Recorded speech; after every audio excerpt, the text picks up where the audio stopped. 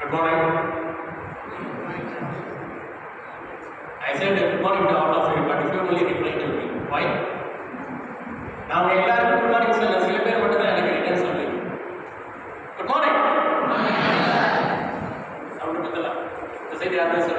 Good morning. That's good. See, you want to talk about the electric just slow down. First, be relaxed. So, உங்களுக்கு அதிகபட்சமான மாணவர்களை தேர்ந்தெடுப்பதற்காக நாங்கள் வந்திருக்கோம். எங்களுடைய நோக்கம் யாரையும் ஃபில்டர் பண்ணுவது அல்ல. சரிங்களா? அதனால பி ரிலாக்ஸ்.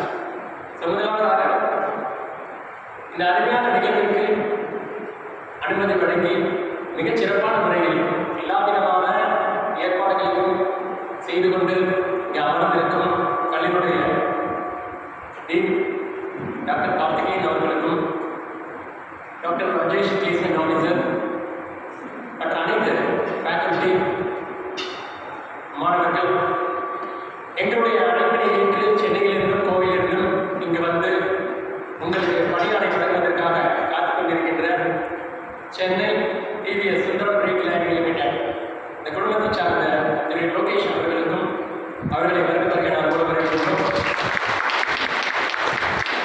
அடுத்து கோவையிலிருந்து கோயம்புத்தூரில் நீங்கள் வந்திருக்கும் சான்ஃபி ஃபார்மேஸ் பிரைவேட் லிமிடெட் அதனுடைய HR திரு சமீமூர்த்தி சார் அவர்கள் வருவதற்கு நான் வரவேற்கின்றோம். அடுத்து சென்னை மேடவாக்கம் எடில் இன்ஜினியரிங் இண்டஸ்ட்ரீஸ் அந்த நிறுவனத்திலிருந்து வந்திருக்கும் திரு சரவணன் அவர்களை வருவதற்கு நான் வரவேற்கின்றோம். எங்களுடைய அரிமா சங்கத்தினுடைய நண்பர் திரு ஜெகன் அவர்களை வரவேற்க நான் வரவேற்கின்றோம். இந்த அருமையான நிகழ்வு உங்கள் அனைவருக்கும் என்னுடைய அன்பான வணக்கங்கள். இன்று வந்திருக்கக்கூடிய இந்த நிறுவனங்களை நீங்கள் ஒரு முறை சென்று பார்வையிட்டு வர வேண்டும் என்றால் குறைந்தபட்சம் ஒரு 5,000 ரூபாய் உங்களுக்கு செலவாகும் வந்திருக்கக்கூடிய கம்பெனிஸ்.